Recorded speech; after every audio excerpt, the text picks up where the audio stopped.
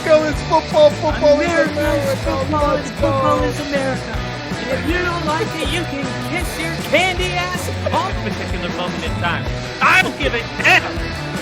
Oh, they're calling Oh my God. No. You love this. 30 to 27. No! Chiefs win. Chiefs No! win 30 to 20.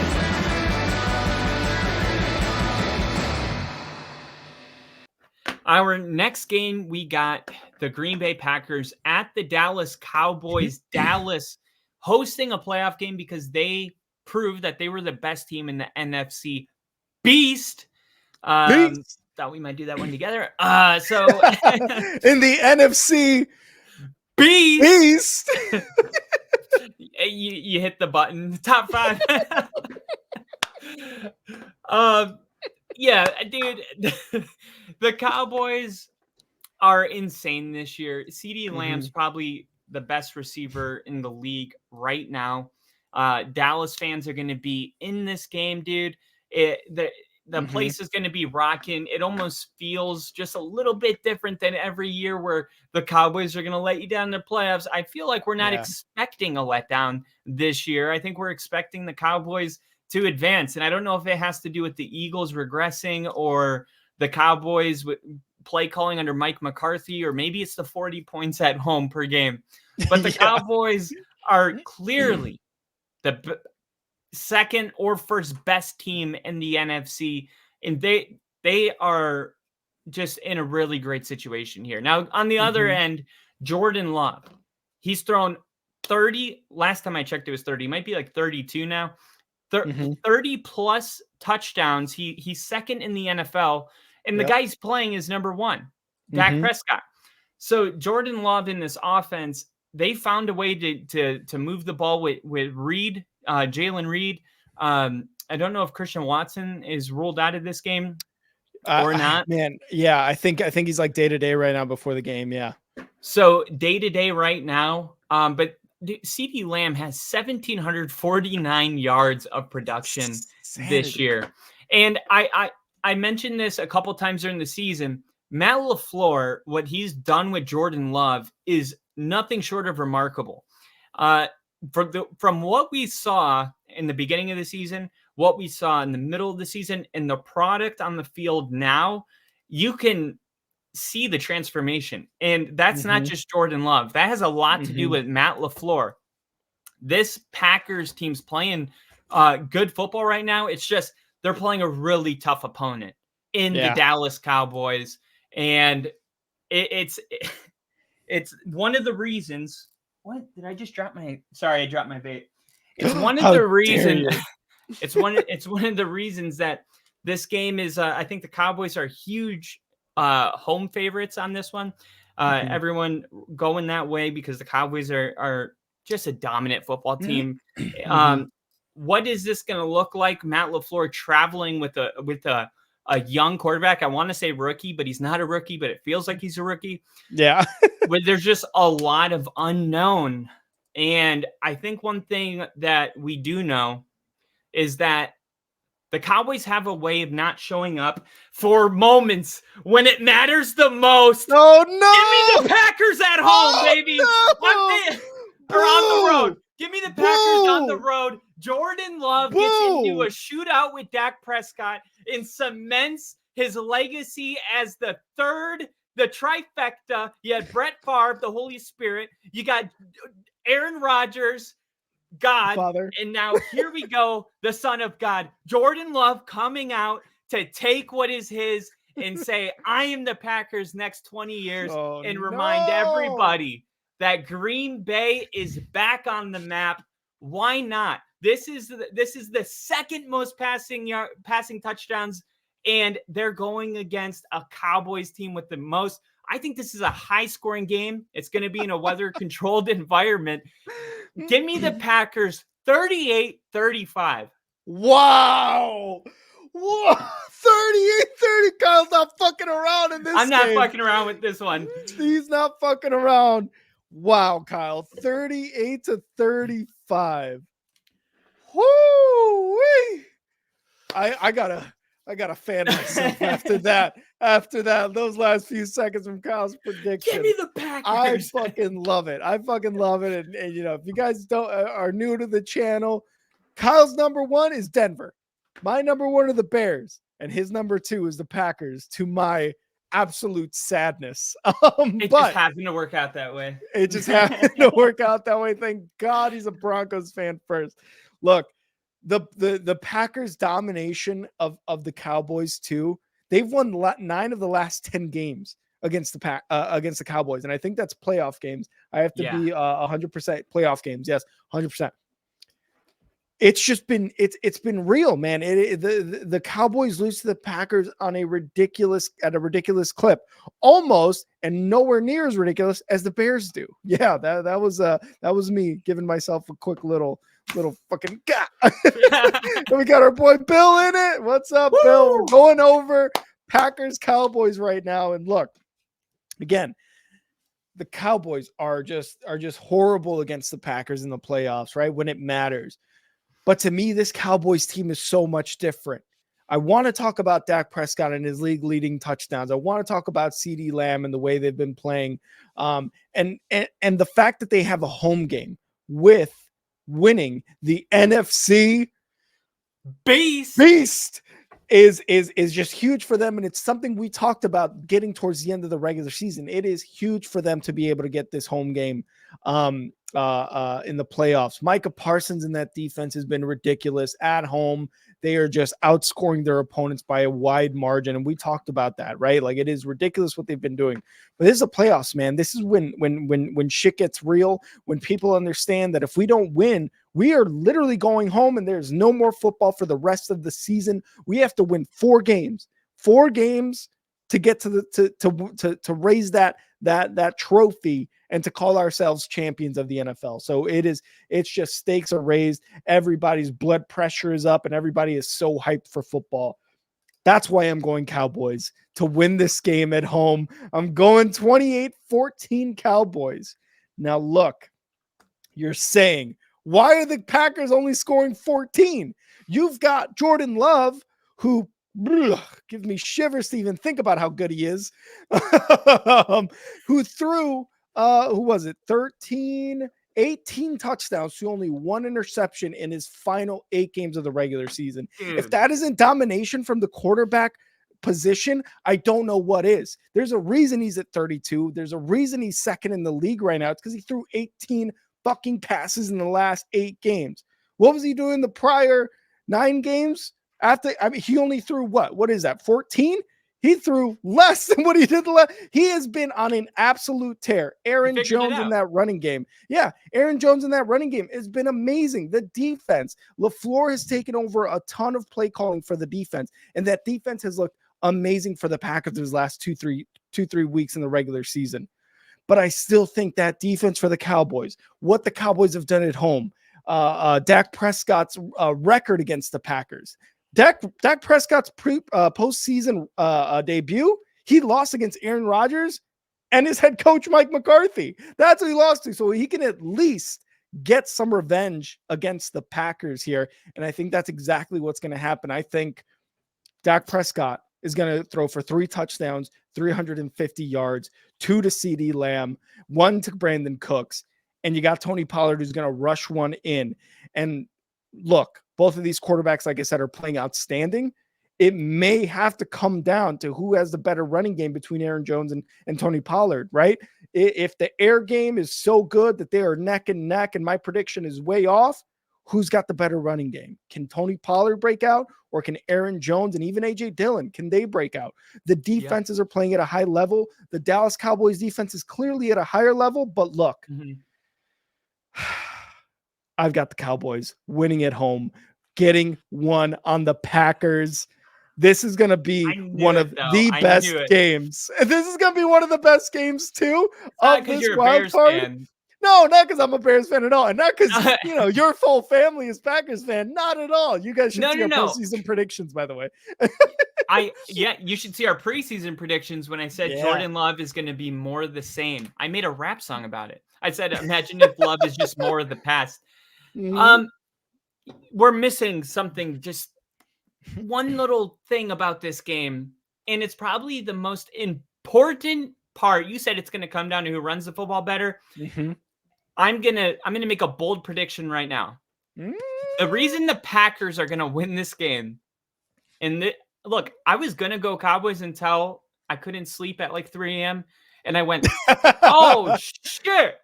Oh no, what happened? What happened? The reason the Packers are gonna win this game is not because of anything the Cowboys are gonna do, kind of.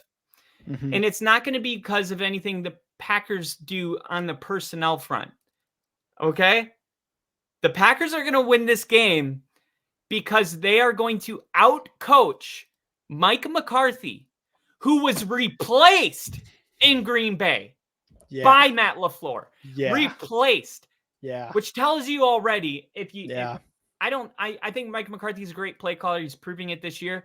But so is the guy on the other end. This is definitely a revenge game for Mike McCarthy, and it happened last year. Guess who won? The Packers won. In that game, it wasn't even like Green Bay was not even having a good season. I think they were under 500 when they played.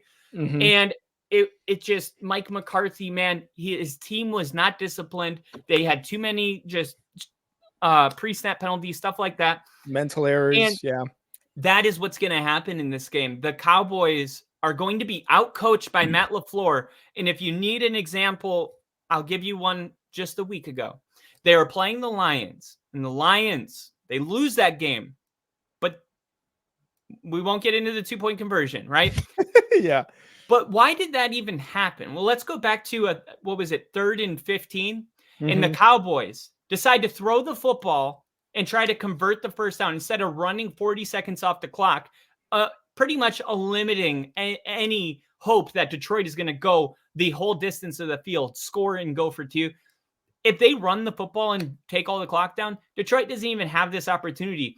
Mike McCarthy gift wrapped this opportunity by calling a pass play when it was way more valuable to take 40 seconds off 2 minutes than to give the Lions that 2 minutes. And that's just one example where if that 2-point conversion, if that bullshit penalty didn't happen, the Cowboys lose that game. I don't know how many more of those moments are going to happen for the Cowboys. And that's kind of, I'm like, Packers, Cowboys, and then I go to the coach and I go, Mike McCarthy is going to have a couple questionable calls in this game, and then he's going to get in his head about his own calls because he understands the pressure, and it's going to get worse. I think it's going to spiral in a way, and I do think Matt LaFleur is going to best him, his successor, and that is a huge storyline in this game. It's one thing to be like, Mike McCarthy is, how is he going to coach in the playoffs? We have to ask ourselves, how is he going to coach against his former team? That is much more of a valid concern than the latter, because we already saw McCarthy in the playoffs last year. It's not too much different. They didn't look great, but it wasn't too much different. But Dak didn't look good. And we cannot move off of the Cowboys without talking about Dak, because this has been a season where Dak has reinvented himself. He went from the most interceptions to the least interceptions. It's like happened, I think, only once in NFL history. Some crazy ass stat. But essentially it just means Dak fixed himself. Like, Dak is fixed, and now he's playing at an MVP level. If it's not him, it's Lamar. And do we expect this to carry on into the playoffs? I think there's a lot of valid concerns about Dak Prescott. And Rick, you picked the Cowboys to win this game, so this has got to be a question that you ask yourself. But I imagine that you're willing to say that Dak doesn't Dak in this game, that Dak actually comes out and we get more of what we've been getting all season long. This new reinvented Dak Prescott is gonna play turnover-free, great football. Is that what you're predicting at home? I am 100% thinking that, because what did he say coming into this season, right? You said it. He's like, I'm not going to throw double-digit interceptions or whatever it is he said, right? That's exactly what happened. He went from most to least. And look, the Dallas media, the Cowboys media, the Cowboys are America's team, right? Like, they are in the spotlight season in and season out because of that moniker that they were given, right? No matter what, whoever's the quarterback, whoever's the head coach in Dallas will have intense scrutiny. and he was able to surpass all that and lead his team to the NFC East title, like a home game, all that stuff. So I think he's going to play his absolute best game of the season in this wild card weekend, and maybe even going forward, right? I 100% trust this version of Dak, but man, you gave the biggest Achilles heel in this argument, and that is Mike McCarthy. That is 100% correct, Kyle.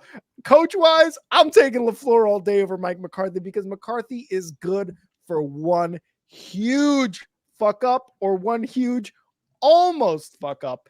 And it brings up a great question, but I want to get to Bill's question here first because we talked about it a couple weeks ago.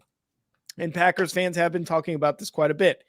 If the Packers lose, and maybe if my prediction is correct, they lose by 2 scores. They lose by 14, 20, 21 points, something like that. Does Joe Barry, the defensive coordinator right now, keep his job, Kyle? I'm going to say yeah. First off, surprising. A lot of young talent has emerged for the Packers. Like this whole entire run, we focused a lot on Jordan Love, but the defense has been able to get turnovers. Just a lot of young players have stepped up and played a solid role in this team. I think the Packers defense is better this year than they were last year. And I don't have all of the stats in front of me. I know the defense was not terrible last year because the offense sucked and the Packers still won like 9 games. So yeah, I don't think so. I mean, I think that this is the kind of season where the Packers can build on it. And I'm not a fan of tearing anything down when you're in the playoffs. People were saying the same thing about Vance Joseph because the beginning of the season and we missed the playoffs. And it's like, no, we got to build. We can't tear down while we're trying to build. And I understand the concerns. And I do think like it could happen if the Packers lose the way you're saying. Like if they lose by 21 or something, there's going to be pressure from the front office of Green Bay to make that kind of a move.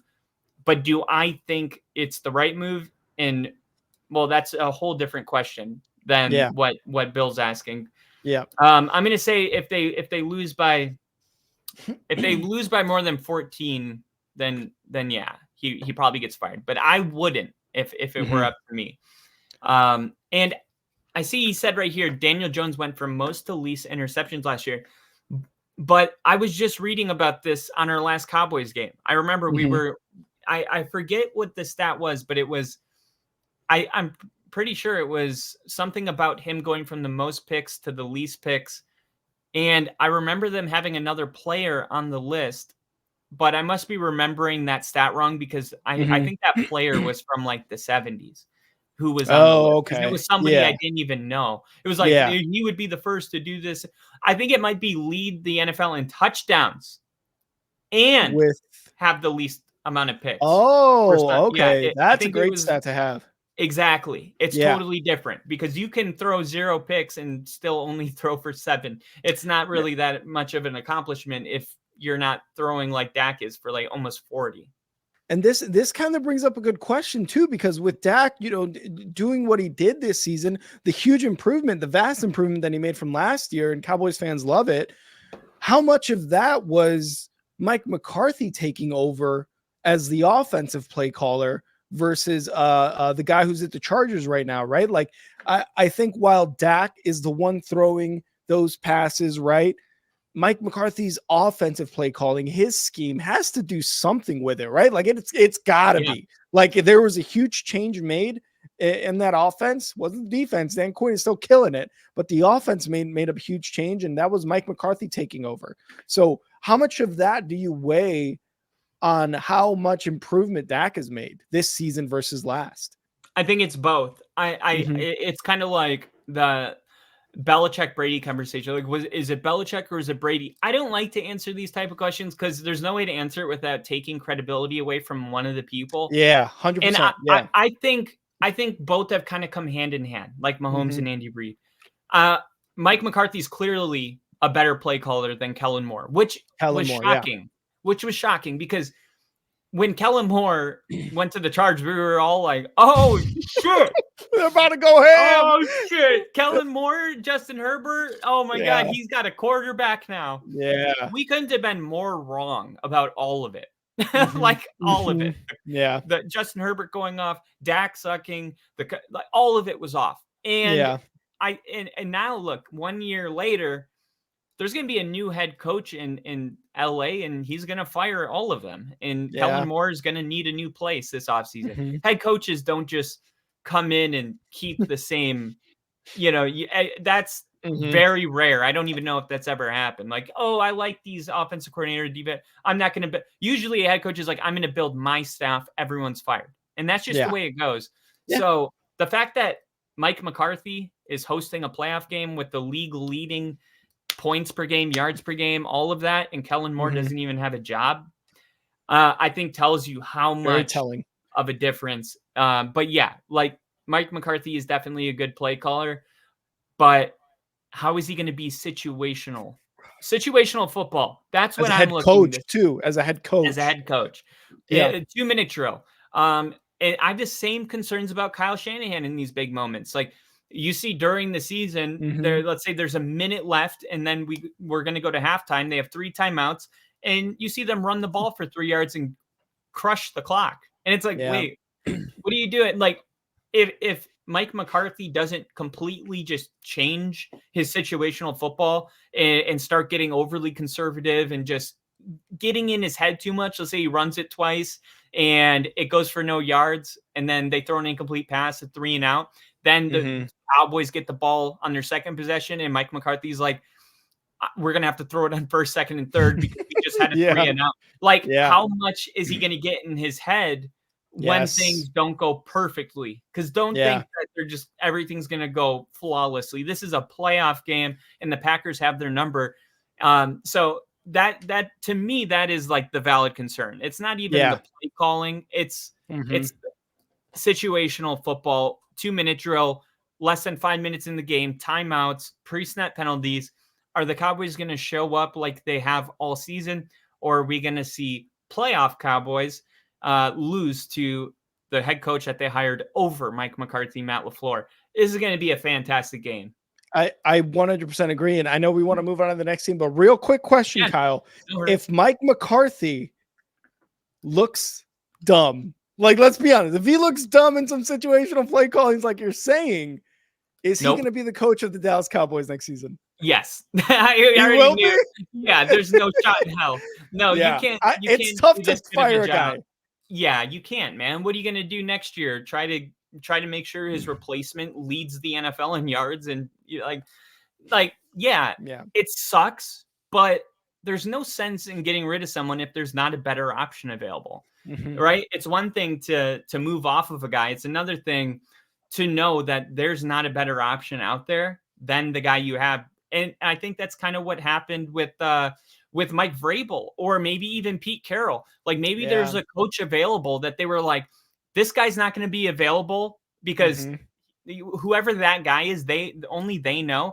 But they were like, sorry, Pete, you got to go because there's a coach available that we want, and he won't be available next year when you decide to walk away. And I was going to say, and you said it best. And you said it best. Sorry to interrupt, but I was going to say, you said it best. How can you move off of a head coach who took over play calling and who just completely flipped your quarterback into most touchdowns, least interception, a ton of points at home, of a dominant defense? Like, how do you move on from that because he fucked up in the playoffs? Yes, playoffs are the spotlight. They are huge. And if you lose to the Packers again, it's going to be an even bigger spotlight, and the lights are going to be brighter. But it's just so tough to move on. It is so tough to move on from a coach like that. I wish the Bears were losing like that in the playoffs, and I wish the Bears were getting in the playoffs with a quarterback who led the league in touchdowns and led the league in least interceptions. Like, amazing. Like, I'll lose in the playoffs for that, sure, because I know the consistency is gonna be there. Yeah, it's awesome, man. Not to make it about Denver, but in 2013 on this episode, Manning threw 55 touchdown passes. He was averaging like 5 a game. He had 7 week 1. this was a historically great offense. It literally, it holds up against any offense you could pick. The Rams in 2000, it doesn't matter. They're there. And what happened when they got into the Super Bowl? They lost 43-8. Yeah.